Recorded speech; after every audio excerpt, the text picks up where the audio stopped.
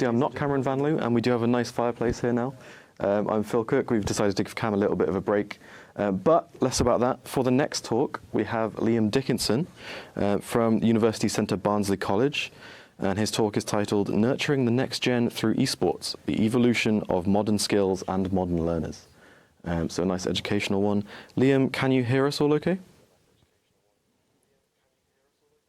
Yep, all good, thank you. Yep, all good, thank you. Yep, all good. Awesome. I'll throw it over to you then. Take it away. Awesome. I'll throw it over to you then. Take it away. Awesome. Welcome everyone. It's lovely to hear about all the good work going on. Today I'm going to talk about the evolution of modern skills through esports, and I'm going to investigate how esports can bridge that cultural and curricular gaps. So my role is I'm now based at a multi-academy trust from the work around this. So the need for the study, it's kind of my thought that there's a little bit of a storm brewing in terms of education in the UK. Now, the way young people live, and especially their use of technology, changing, and education is changing and is adapted, but not quick enough, especially for non-traditional learners. I think that's reflected in statistics that we see today. So just short of 1 million people in the UK are not in education or training between the ages of 16 and 25. And that's worrying. At the same time, when I sit on employer boards or look at the skills plans of the country or in my local area, I see that we're not meeting the digital skills demand. And esports seems as it's actually, it could fill this gap. However, there's a continuous need for the evidence. We started our journey in terms of esports in 2017. And when we were trying to justify it to our school, to the heads of department and the CEOs, we found it difficult to find find evidence that were rigorous and longitudinal. But since then, we've seen in practice when we've run the esports course the impact it can have. But there's still, although there's evidence out there of it, this study was born of the need to create that evidence really, fill the gap and justify what we're kind of seeing from a critical stance. Now, the objectives was to explore if esports develops modern day skills. They were to evaluate the effectiveness of esports tasters. The setting for the research was one further education college in the United Kingdom, but actually in that college there's 160 learners, but they have 500 primary and secondary school learners visit and deliver tasters. So we wanted to see the effectiveness across all sectors of education. But we didn't want to just look at and evaluate the skills, what were happening. We wanted to try and unpack a little bit of the underlying mechanism, so get a little bit more depth to it. So what is happening in terms of if these skills are developed or if they're not, what's happening in terms of why are they doing it? And I think Bubba presented fantastically earlier on game-based learning, and there's a little bit of that in this research. And then we wanted to further investigate the barriers and facilitate inclusion of esports education, given the problem regarding young people not in education, and also given the fact that there's not producing enough digitally agile individuals for the economy. We wanted to understand why certain education establishments might not adopt esports and what the barriers were. So we kind of explored that with key stakeholders. And we used a mixed method approach. The reason it was mixed method approach, when we spoke to key stakeholders, they wanted both statistics and case studies and insights. But the study doesn't produce any inferential statistics, it's just descriptive statistics. But it recognises that in that, actually, we're looking for both the observable experiences, so what we saw and assessed when we're looking at these lessons or the experiences, but also the deeper mechanisms. And again, it's an instrumental case, so it's looking at one. We're not comparing individual cases, we're just looking at one in depth, so it can kind of shine a light on bad practice and hopefully promote some further research. And it was kind of three strands of inquiry throughout: pedagogy, skill outcomes, the system, and the context. Apologies, I have a bit of a cold. I think it's standard in the UK at the moment.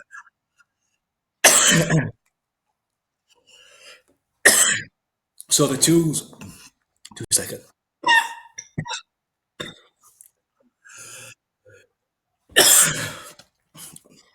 Apologies.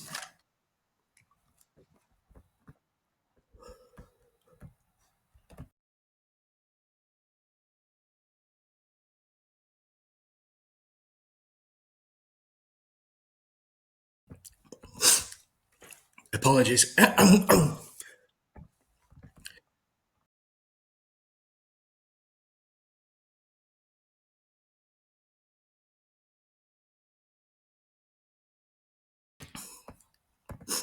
I'm back. So the tools we use for data collection were 4 tools really. The first being lesson observation based on teacher feedback. The second were digital stories. Third, podcasts, and fourth, interviews. Now, the lesson observation were the teachers that visited with the students. So these were primary and secondary school children. The second were digital stories, and these were the students from further education. We're talking about their experiences.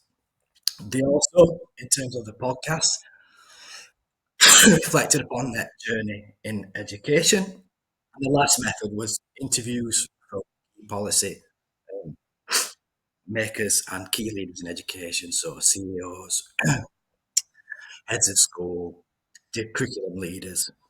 Now, the digital stories were created in lesson. Students took 5 photos of what they learnt and what they symbolised they learnt, and then created a video. The reason for such was we wanted them to have a benefit of taking too, so they got some digital skills from taking part, but also we wanted to reduce that researcher ascendancy and really allow them to dictate the study. And lastly, as well, we wanted it to be shared across wider platforms rather than just to the research community. And thought actually these digital stories would work as a tool to try and promote that and allow for further sharing of it. So the first findings were statistical findings, and this was kind of a positive pattern or perception from it. You can see that on screen. So a lot of the teachers who were coming with the students, the tasters, saw actually there were a positive nature to this. So 95% agreed they were beneficial. They talked about the development of digital skills. Yet when they came to talk about curriculum and should it be included in the curriculum, 55% supported it, while 40% were undecided. And there were 3 reasons really for why they were undecided. So I think this probably symbolises where we've got to move to in terms of the legitimacy of esports. The first reason was actually that the teachers felt that they couldn't deliver this curriculum. They didn't have enough knowledge on gaming, or specifically esports. So they felt they weren't in a place to deliver it. Second one was the fact that they didn't think they'd have enough capital in the current climate to build these rooms. One of the things they talked about when they gave the tasters was it looks like modern learning. This classroom looks like the future. But they didn't think that their school or their institution would have the capital to kind of create we've got, what the college had got. And then lastly, probably the most prominent reason was that they didn't see any room for it in the curriculum. While it was beneficial, um, they talked about the pressures that were under to deliver maths and English and science. And although it was useful, they didn't see where it could fit into an already bursting curriculum. Now, the first theme in terms of skill development was the kind of, the not the usual, but the ones that you see quite a lot. So communication, problem solving, creativity. But some of the other skills that both the teachers and the students reflected upon and identified were the digital skills. So it talked about learning about games design, talked about using AI, coding, shoutcasting, also digital marketing, setting up all those businesses. So it were really clear actually that this esports can bridge that gap between digital um, digital skills that the country needs. Um, and then they went a lot to talk on about the underlying mechanisms. One thing that really came out about those studying esports or doing a taste on esports was the authentic learning and the real world learning and the links to industry. So you can see on here, some of the students talked about trips to insomnia, having hackathon days, and then having authentic assessment so that reflected the real world that they're going to ultimately um, work in. Um, so yeah, I think it shows that kind of esports not only facilitates that social capital and employment awareness. And the third theme that they were really interested was um, engagement and using esports as a tool for engagement. Now, um, some of these schools that we're visiting were SEND schools. Um, and I think that's one of the prominent findings of this research is this ability to engage those who are probably disengaged. Now, one of the teachers mentioned they could never imagine anyone talking about English on a phone call. Could imagine young people talking about gaming and esports. So talked about as a tool. Um, Another one talked about they teach students in a pupil referral unit who struggle to be engaged, have been excluded from schools, they're not accessing it, and this is the way back in. And they talked about how some of their students were asking how they could come and study from the college. Now, this was a school that at the time was in lockdown or fighting. So every lesson they had used resulted in a breakout of a fight, lockdown. But when they came to the college to do the tasters, getting with each other, they were competing and they were learning how to communicate in a non-toxic manner. And the sessions were fantastic. They were really engaged, and the teachers really saw the power of that. Specifically, when we talked about people not being engaged, seeing a problem, that has a it has a kind of profound impact. Um, and another thing which we saw was bringing people out of their shell and getting them to speak to others. So one of the tutors were talking about an open day that they had.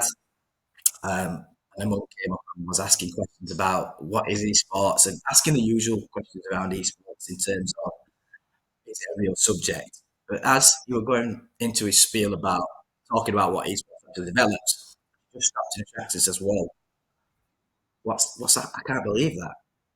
And he said, "Why? What's happening?" And she looked over and her son was talking to some of the students who were playing a game. I can't remember what game he said it was, but she said that's just not what he does. He's been homeschooled and he don't like to speak to people. But already at an open evening, through the medium of gaming and esports, he would engage in with others.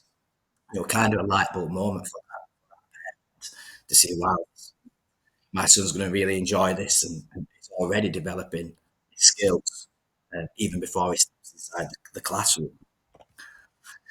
The last one where we talked about to people who are in charge of the decisions as facilitators of kind of including.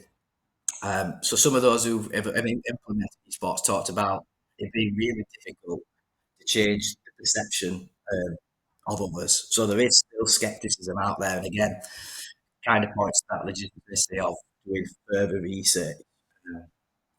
But people kept saying, yeah, they needed more statistics, they needed more demands. There were lack of knowledge from head teachers, CEOs about what sports is, and again, there was still the parents' perception of integers gaming and not knowing what their sons and daughters were actually going into. So again, I think there's a continual need to keep engaging in research.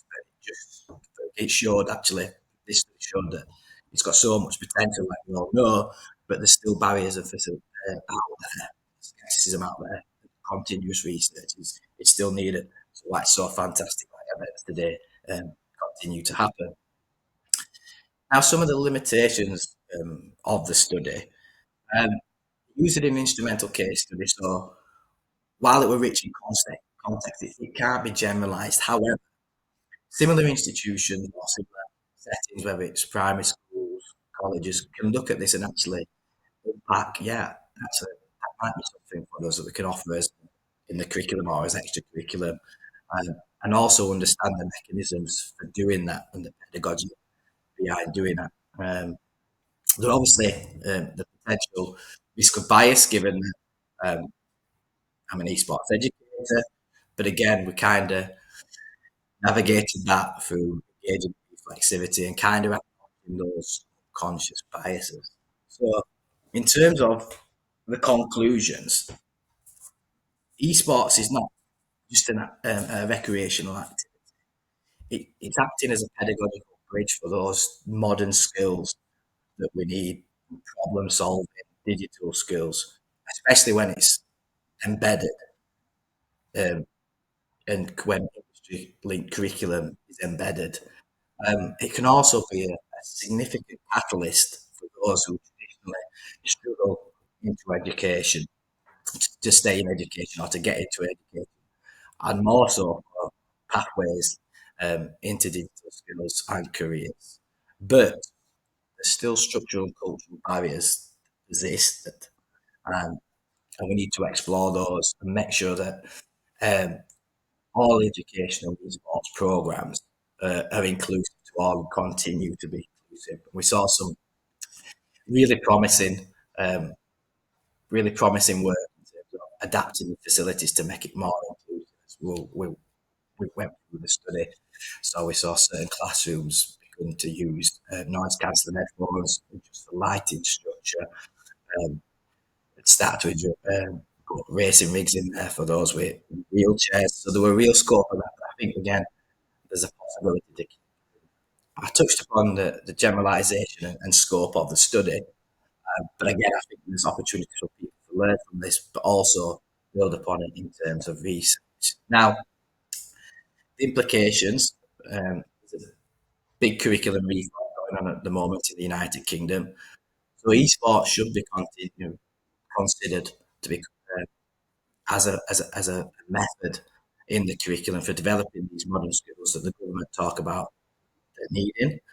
As touched upon before, they must be designed with accessibility and equity in mind, just given the potential for those with special educational needs, disability, those from alternative provision who've never been excluded or from school or homeschooled, female learners. Likewise, a continuous need to develop stronger links with industry partners and further research is something that we need to keep engaging in to sustain the momentum that we build and keep validating that impact. And again, I know I'm going to pester some people who've already presented about engaging in research. If anyone wants to get involved in research around education, they're more than welcome to reach out to me, and I'm going to share my email on screen in a moment, and we'd be happy to engage. Currently, I work at a multi-school trust. We have 20 SEND schools with various complexities. Thank you.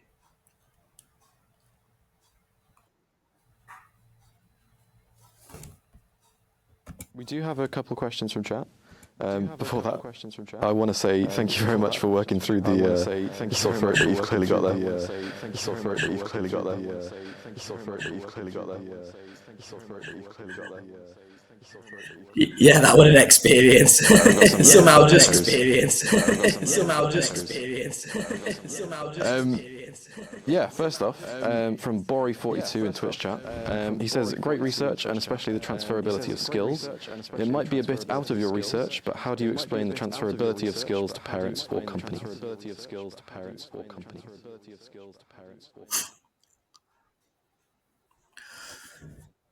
Yes, I think in terms of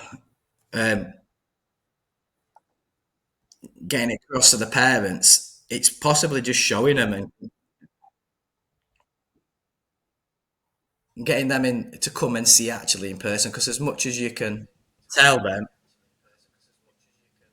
showing them is very different. So we get them to try and access our events, see the students in practice, speak to the students. And it's same with the employers, really. We try and get them involved as much as possible. From the early initial stages of the curriculum design to then coming in to the part of it, the delivery, the assessment, events. And we're really open with the employers about, what we both want from it. They want skilled individuals, and we listen to what skills they want. And then vice versa, we talk about the importance of experience for them. So we have a really open relationship. But I think the main thing is I'm actually seeing it and getting them both in and inviting them to be part of that community.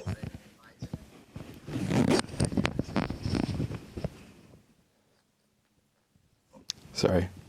Yeah, that's great. I suppose when you get them to host events and stuff as well, there's a really key visible outcome for it there as well. Yeah, a lot of the stuff we did that works really well is the live events. I think one of the schools did an event at Cineworld where they invited parents in, and they just could see that actually their children or other children were developing new skills, overcoming problems. Yeah, so yeah, really good. Awesome. And then a follow-up question from Dr. Brian McCauley. Adding to Toby's question, are there metrics or future measures that could aid in explaining the transferability of this?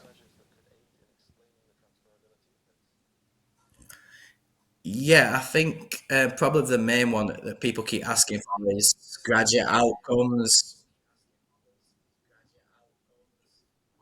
But I think more so speaking to the employers and finding out where these students are going, how valuable they are. Obviously, this kind of research is going to be longitudinal, but I think that'd be a next step for us. Is started to kind of to collect is the graduate outcomes, but not just the outcomes, the depth to it in terms of what skills are they developed, what else could be developed through esports.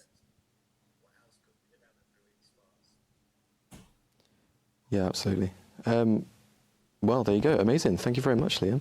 Have you got any sort of closing remarks or statements that you'd like to end on?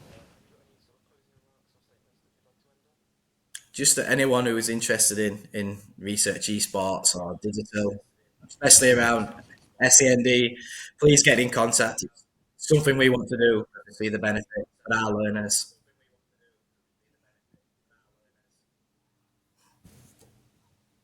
Absolutely. Yeah, thank you very much, Liam. Cool. After that one, we are going to throw to a quick break, and then after we come back, we will have Oliver Lace from Leipzig University. So we'll see you.